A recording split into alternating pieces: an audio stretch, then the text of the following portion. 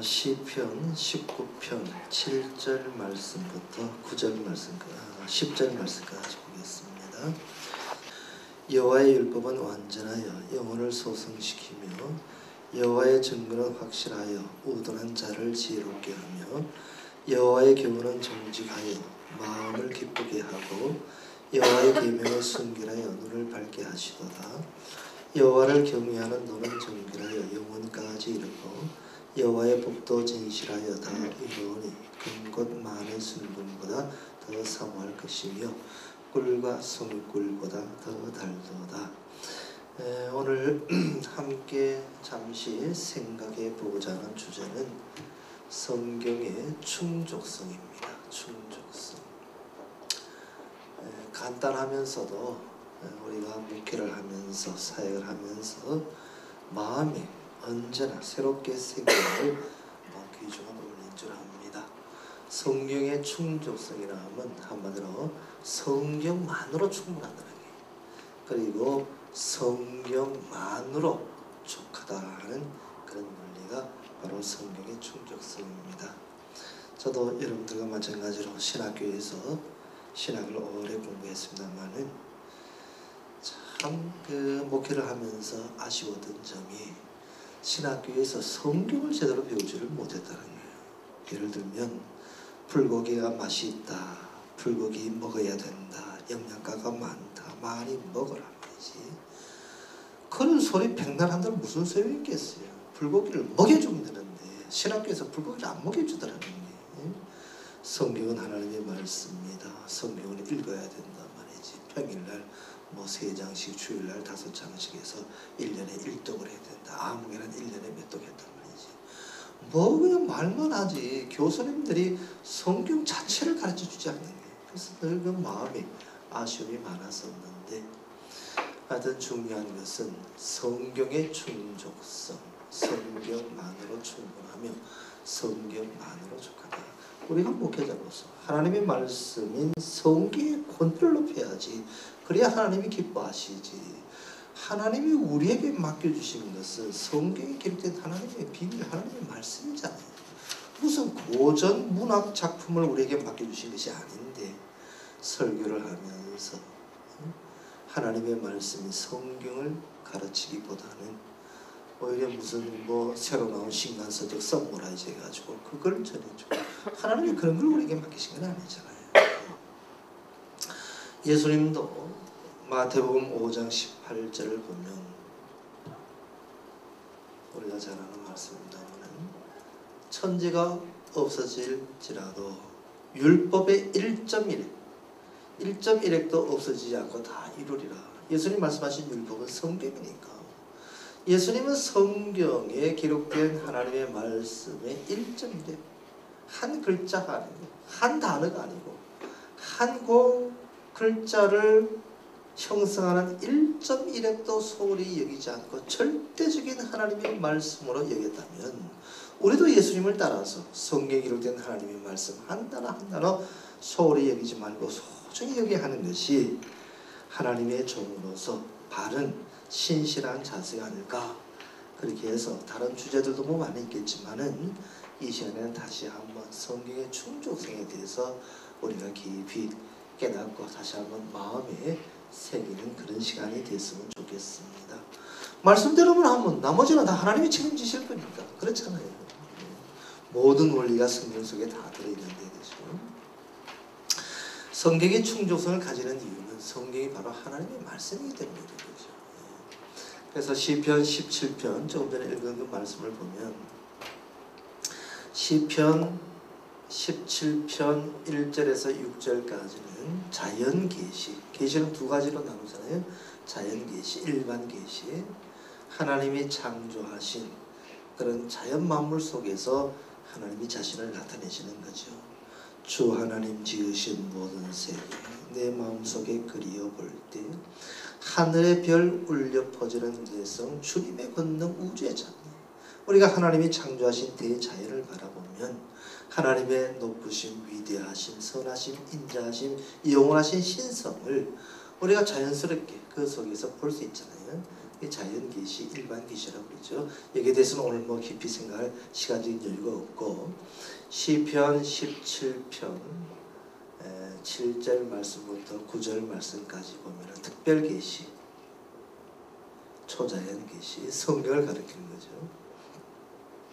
초자연 계시에 대해서 우리에게 자세하게 말씀을 해주고 있습니다. 여기에 대해서 1시간 동안 앞으로 함께 생각해보면서 성경 자체가 하나님이 성경에 대해서 뭐라고 증언을 하고 계신가 하는 것을 우리가 한번 살펴보고자 합니다. 시편 19편 7절 말씀부터 9절 말씀까지 보면은 성경의 명칭이 6가지로 기록이 되어 있습니다. 성경의 명칭이. 그 다음에 성경의 특징이 따라서 6가지가 나오고, 그 다음에 마지막으로 성경의 효능이 6가지로 기록이 되어 있습니다. 첫 번째 성경의 명칭은 19편 7절 말씀을 보면 여호와의 율법이라고 했습니다. 첫째, 여호와의 율법. 우리가 잘 아는 대로 율법, 히브리어로 토라잖아요. 토라. 이 본래의 뜻은 가르침, teaching 또는 교훈, instruction 이런 뜻입니다. 우리가 전자제품을 사면 매뉴얼이 있잖아요. 그렇죠? 그 제품을 만든 사람이 그 제품에 대해서 자세하게 설명하는 것이 바로 매뉴얼입니다. 매뉴얼대로만, 제품 설명서대로만 우리가 작동을 하면 아무런 문제가 없잖아요. 마찬가지로 성경은 하나님의 가르침이라는 매뉴얼입니다. 그래서 우리가 살아가는 데 필요한 모든 삶의 원리, 또 하나님의 종으로서, 하나님의 일꾼으로서 우리가 사역해야 되는 모든 원리가 이 속에 다 들어있습니다. 하나님은 창조주시고 우리는 피조물이니까 창조주 하나님, 우리를 만드신 하나님이 우리가 살아가는데, 우리가 또 사역을 하는데 필요한 모든 원리가 이 속에 다 들어있습니다. 성경에 없는 게 뭐가 있습니까?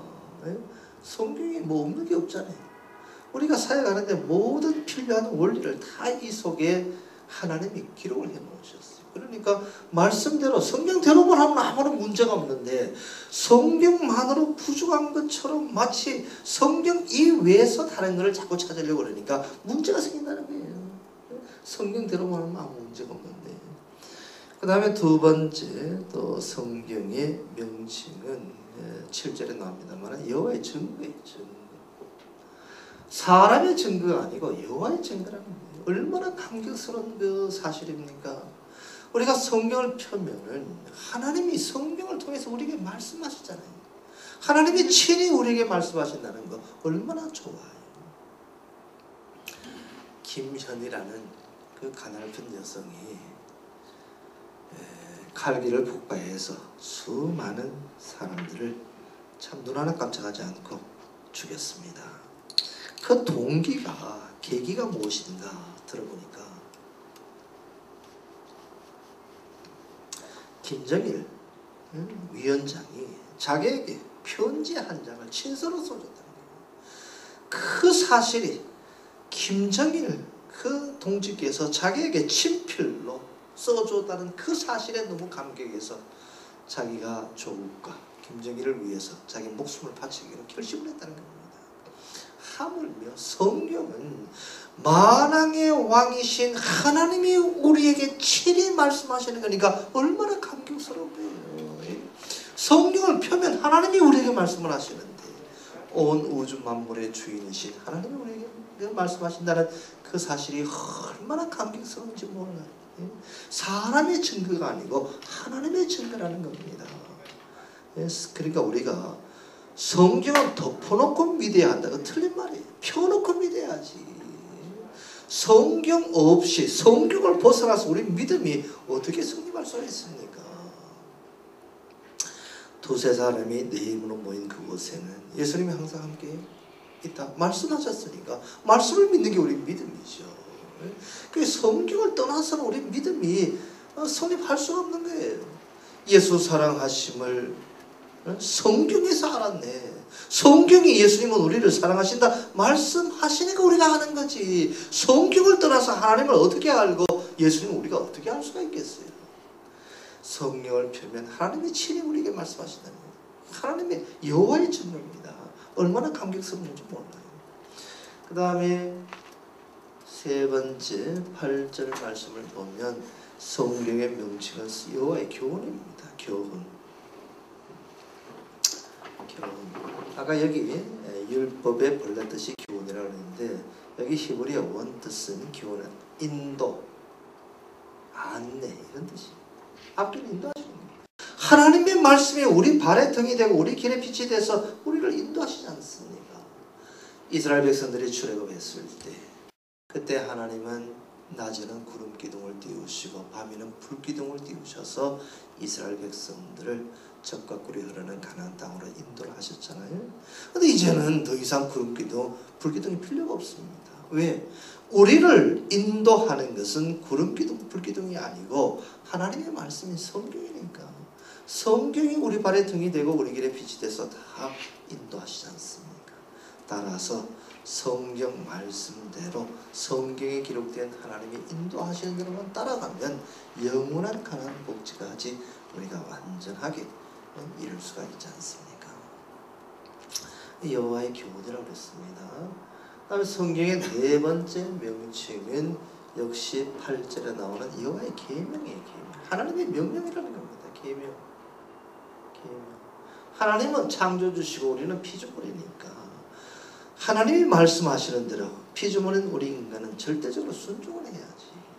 성경은 우리에게 이렇게 하는 게 좋지 않겠니? 저렇게 하면 더 잘 될 거다. 제안하거나 조언하고 카운슬링하고 어드바이스 하는 것이 아니라는 거예요. 성경은 하나님의 명령입니다. 따라서 성경은 언제나 하라, 하지 말라, 하면 살고 안 하면 죽는다 명령하시는 거예요. 우리는 그대로 따를 수밖에 없는 겁니다. 왜? 성경은 여호와의 계명이니까. 절대적으로 우리는 순종해야죠. 그 다음에 다섯 번째 계명은 시편 19편 9절 말씀 보면 여호와를 경외하는 도라고 했습니다. 경외하는 도.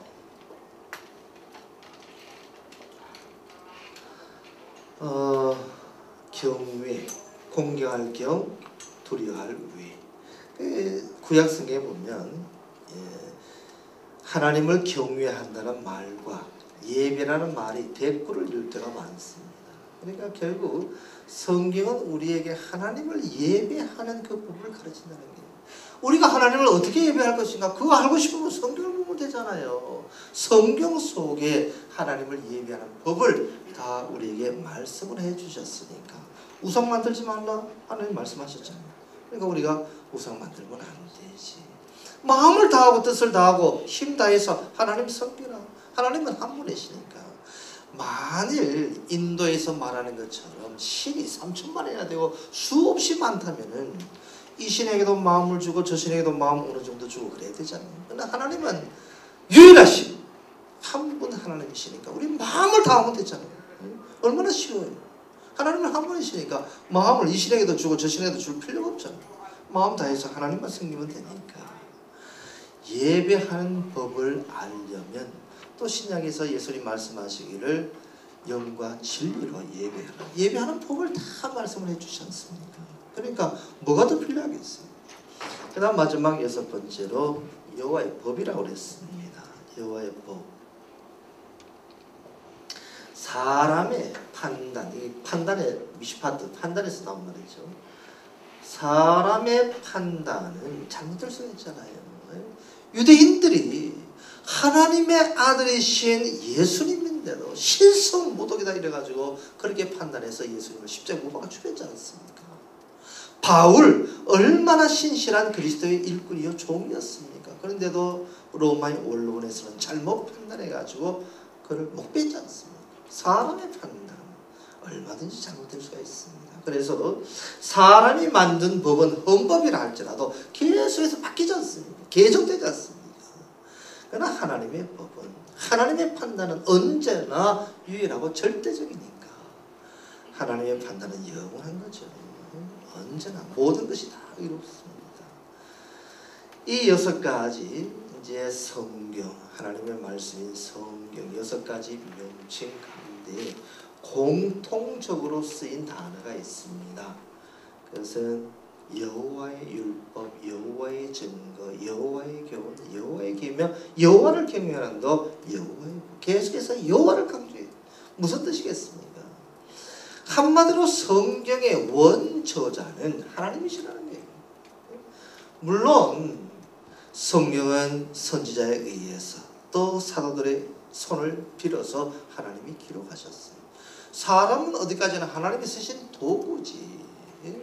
전능하신 하나님, 전지하신 하나님께서 1.1획도 틀림이 없이 완전 무한 절대적인 진리 그대로 사람의 손을 빌어서 원저자는 하나님이시라는 거예요.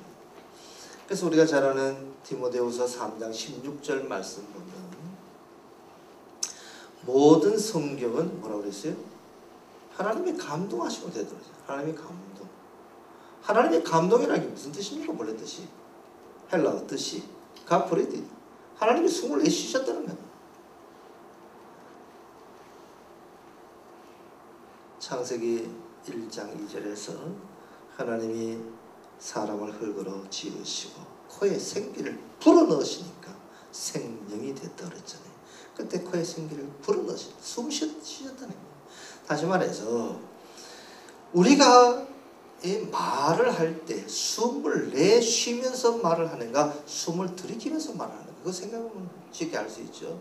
하나님 아버지 감사합니다 하면서 숨을 내쉬면서 말을 하지 하나님 이 숨을 들이키면서 말할 수가 없잖아요. 그러니까 모든 성경은 하나님의 감동으로 됐다는 것은 하나님 입에서 나온 하나님의 말씀이라는 거예요.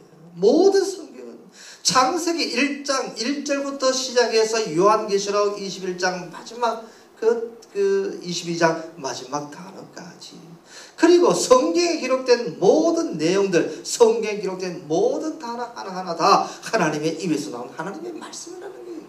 그리고 우리가 하나님의 말씀을 절대적으로 받아들여야죠. 그래서 예수님은 1.1획도 소홀히 여기지 않고 하나님의 말씀을 그 성경을 절대적으로 받아들였지 않습니까?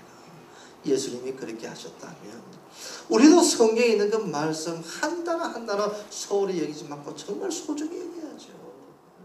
그래야 하나님이 기뻐하시지. 사역을 하면서 하나님이 우리에게 맡겨주신 것은 하나님의 비밀이요 맡은 자에게 구할 것은 충성이라는 말씀을 하셨는데 하나님의 말씀은 덮어놓고 성경은 한 구절 읽어놓고 지 이야기 잔뜩 하고 세상에 헛다는 이야기 잔뜩 들어놓으면 하나님이 기뻐하시겠느냐는 거예요.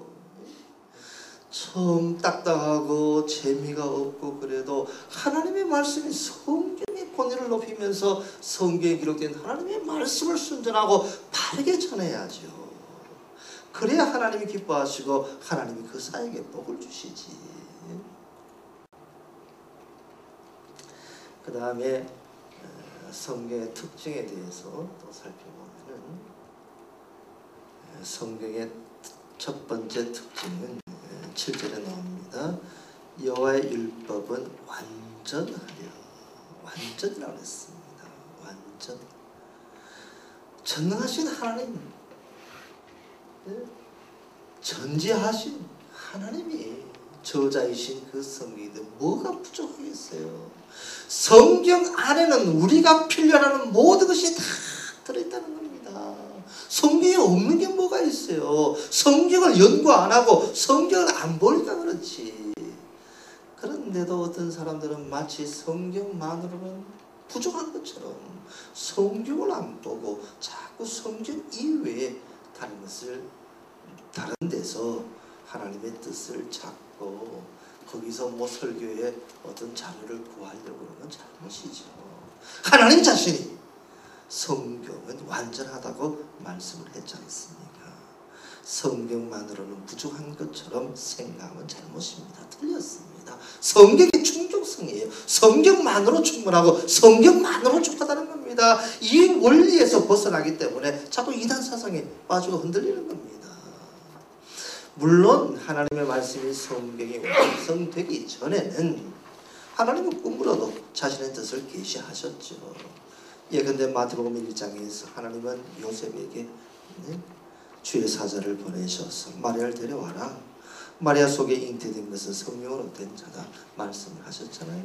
또 마태복음 2장에서 또 하나님은 동방 박사들의 꿈에 또 나타나셔서 헤로데에게 돌아가지 말고 다른 길로 가라 계시도 하셨습니다. 그러나 이제는 성경이 완성됐으니까 하나님은 성경 안에 이미 자신의 뜻을 다 계시해 놓으셨다는 거예요. 그러니까 우리가 이 당시 이상한 꿈 꾸고 나서 희한한 꿈 꾸고 나서 날 향하신 하나님의 뜻이 무엇일까 그렇게 생각하면 잘못이라는 거예요. 이제는 더 이상 하나님은 꿈을 통해서는 우리에게 계시하지 않습니다. 다 개꿈이지 개꿈. 그래서 우리가 꿈의 노예가 될 그런 필요는 없을 줄 압니다. 그 다음에 두 번째 성경의 특징은 확실해. 사람의 증거는 확실하지 못합니다.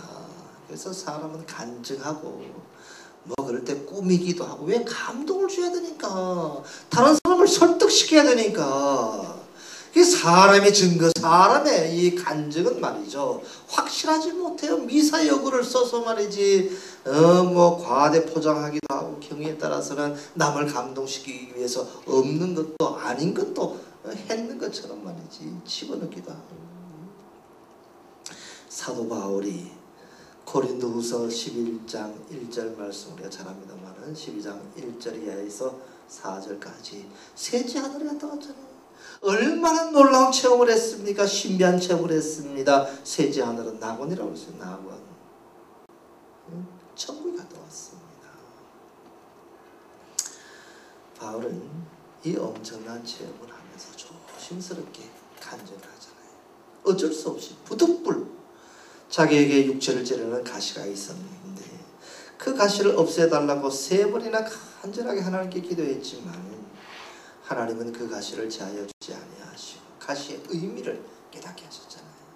너무 신비한 체험을 해서 그것 때문에 자고할까봐 겸손하게 만드시려고 찌르는 가시를 주어서 자신을 드러내지 않고 오직 하나님만 드러낼 수 있도록 그 찌르는 가시를 주셨다는 그 의미를 깨닫고서 바울이 이제는 자기 약함을 기뻐하고 자랑하고 감사하잖아요.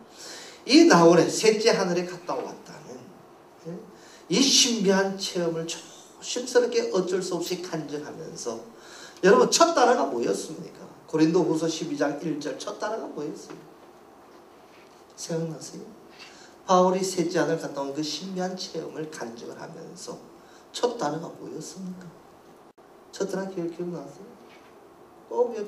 좀 마음 좀 새겼으면 좋겠어. 무익하나 유익하지 않다는 거예요. 사람의 간증은 무익한 겁니다. 무익한 거.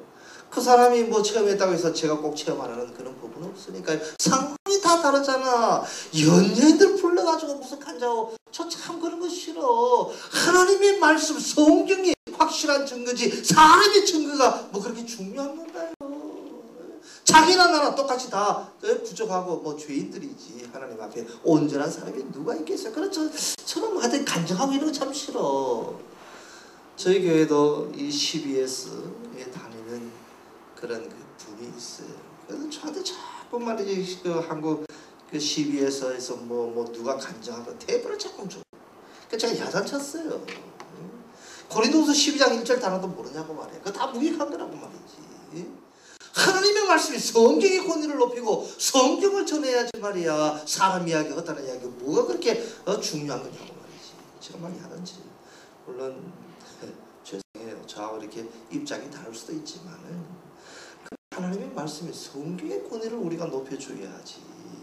사람의 말 뭐 사도 바울은 무익하다고 그랬잖아요. 사람이 가지는. 바울이 그 신비한 체험을 했으면서도 성경 혹시 가지고 계신가요, 여러분? 한번 제가 한번 찾아볼게요. 사도행전 20장 말씀을 한번 보십시다. 사도행전 20장.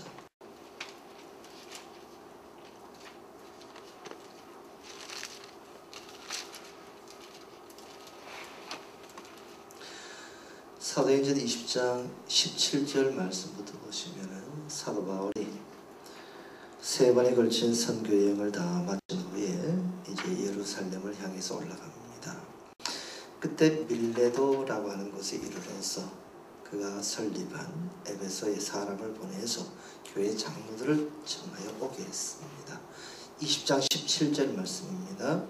바울이 밀레도에서 사람을 에베소로 보내어 교회 장로들을 청하니 오매 그들에게 이르되 그들에게 말하되 아시아에 들어온 전날부터 지금까지 내가 항상 여러분 가운데서 어떻게 행하였는지를 여러분도 아는 바니 그 모든 겸손과 바울은 참 겸손했어요. 그러니까 하나님께서 귀하게 쓰셨지. 또 눈물이며 영혼을 불쌍히 여기는 그 마음 가지고 얼마나 애통하며 눈물을 흘렸습니까? 유대인의 간기로 말미암아 당한 시험을 참고 끝까지 참고 참 충성했어요. 주를 섬긴 것과 20절 말씀 보시면은 언더라인 하실 필요가 있습니다. 유익한 것은 바울은 어디를 가든지 유익한 것은 아까 그 간증은 무익하다고 그랬습니다. 유익한 것은 무엇이든지 공중 앞에서나 각 집에서나 거리낌이 없이 여러분에게 전하여 가르치고 바울이 에베소 교회 장로들에게 말할 때 나는 무엇이든지 유익한 그것을 공중 앞에서나 각 집에서나 거리낌이 없이 여러분에게 전하여 가르치고 바울이 거리낌 없이 어디를 가든지 전하며 가르친 유익한 그것이 뭐예요? 무익한 것, 간증은 자기 체험. 바울이 얼마나 많이 배운 사람이었습니까? 3번 선교 여행을 통해서 또 신비한 하늘나라에 갔다 왔던 그런 체험 다 무익하다고 그랬습니다. 바울이 전한 유일한 것이 뭐예요? 지금 사도행전 20장 20절에서 바울이 전하며 가르치는 그 유익한 게 뭡니까? 아이덴티티가 뭐예요? 아까 디모데후서 3장 16절 바울 뒤에 에베소 교회를 담임한 사람이 디모데잖아요. 디모데에게 보낸 그 목회 서신에서 모든 성경은 하나님의 감동으로 기록된 것으로 교훈과 책망과 바르게 함과 의로 교육하기에 유익한 그것은 바로 하나님의 말씀이 성경이잖아요. 그래서 바울은 어디를 가든지 성경만을 전하며 가르치기를 고집을 했지 않습니까? 그렇다면 우리도 그렇게 해야지. 예수님도 성경의 1.1획 소홀히 여기지 않고 소중하게 여기고 바울도 어디를 가든지 자기가 배운 세상적인 지식, 세상적인 체험 그런 것 전한 것이 아니고 성경만을 가르치고 전하기로 고집했다면 우리도 그렇게 해야죠. 우리 하나님의 다 일꾼이 하나님의 종들이니까. 하나님의 증거 성경만이 확실한 겁니다.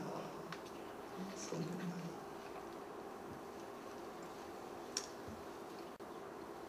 그래서 성경이 무엇을 말씀하시든지 우리는 아멘으로 받아가면서 그 말씀 기쁨으로 받고 그 말씀을 그대로 지켜야지. 그렇죠?